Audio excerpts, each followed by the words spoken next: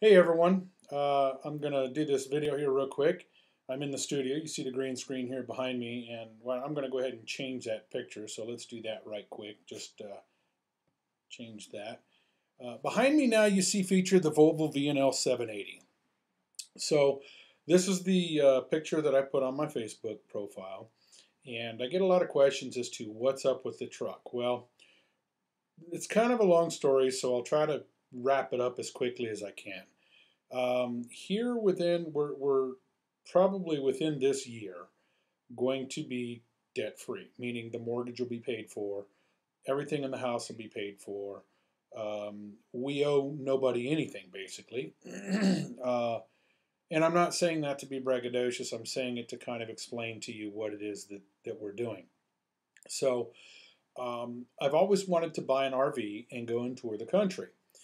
And the biggest thing, I like the fifth wheel trailers, but the biggest thing that has stopped me from doing the fifth wheel trailers is because of a workhorse to pull it. Granted, I see a lot of people with 3500s pulling these trailers, and they're perfectly content with it. And you know what? That's fine if that's what they want to do.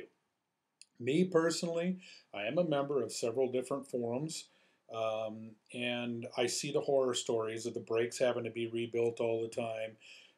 If you get on the interstate at any time and you travel behind one of these guys, every time they get on an incline, the truck is in passing gear or they're downshifting. And to me, the truck is just struggling. That's just my opinion.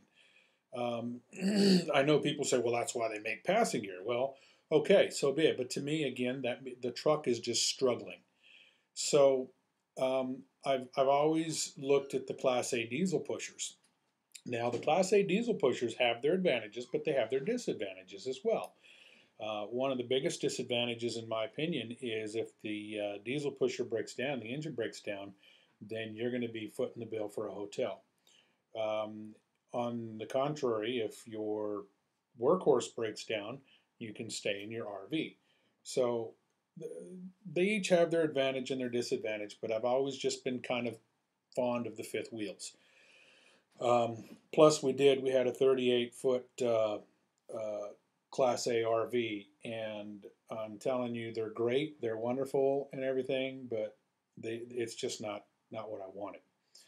So we got rid of it, and we're working now on putting getting the truck and the trailer, because I started doing some research and I came across a place where people were talking about using these Class 8 trucks to pull these fifth wheels with. Well, I thought, wow, you can do that? So I started researching it, and sure enough, um, there's really not a bunch you have to do to the truck in order to make it able to pull a fifth wheel. In fact, the only thing you really have to do to it is change out the gooseneck. That's it. And quite simply put, that means that you have a truck now that's pulling a third of what it's designed to pull. So number one reason is safety. Okay, here you have a truck that has more than enough pulling power. With a Jake brake on it, it's got more than enough braking power. You're never going to have to worry about braking.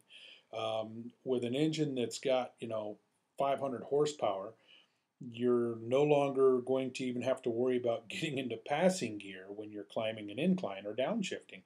This truck will hold its own. So safety is the number one factor. Number two, price. You can go on today's market, you can go out there and you can pick up, for instance, I've seen several Volvo 780s out there in the price range of $50,000 to $70,000, which is the exact same price range you're going to pay for a 3500. So money wise, it's kind of a no-brainer. And then with the truck and trailer combo, I'm looking at probably about 100 grand. Whereas if I was to buy a Class A diesel pusher, I'm looking at a minimum of 250,000. So money is the other object. It just makes sense to do something that you want to do, and it's affordable. A lot of people say, well, $100,000, gosh, that's a lot of money. Yeah, that's a lot of money on anybody's standard. But when you're looking at going out and buying a Dodge Ram 3500 and a fifth wheel, it's the same price range. So it just makes sense. It's common sense. All right, so why the Volvo 780? The Volvo 780 is the biggest sleeper that Volvo offers. I'm sold on the Volvos because Volvos, number one, they're the safest vehicles, and it's proven they're the safest vehicles on the road. Number two, they look at they're built for driver comfort. So Volvo is the only way I'm looking at going. The 780 is again the biggest sleeper that Volvo has to offer, and it also offers the workstation, which is the only truck out there that actually offers the workstation. So that's why I'm looking at the Volvo 780. Now, you'll see hearsay about me maybe getting into trucking. There, went up to HDS truck driving school, the whole nine yards. Well, Arizona is one of 4 states in the union that states that in order to have uh, if your truck and trailer combo weigh 26,001 pounds, it's commercial and it has to be registered commercial. So I have to have a commercial license to drive the truck and trailer combo.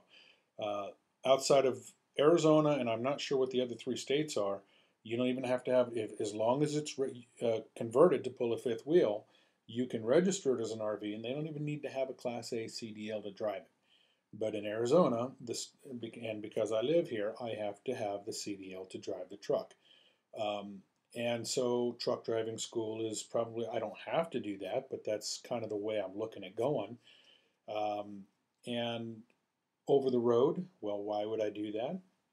Because in about a year's time, when I decide I'm going to go out on the road with my family, if I go out there and become a truck driver for the year, then when the time comes, I'll have a little bit of over the road experience, and I'll know how to handle the truck and trailer combo with my family.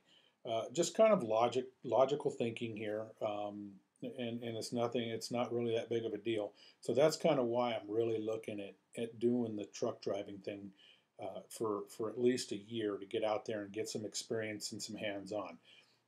Again, safety, safety, safety is the biggest thing. I want my family to be safe. So there you have it, a real quick in under 10 minutes video of what I'm doing, why I'm doing it, and the plan. So I hope that helps out. I hope that answers some of your questions, and thanks for watching the video.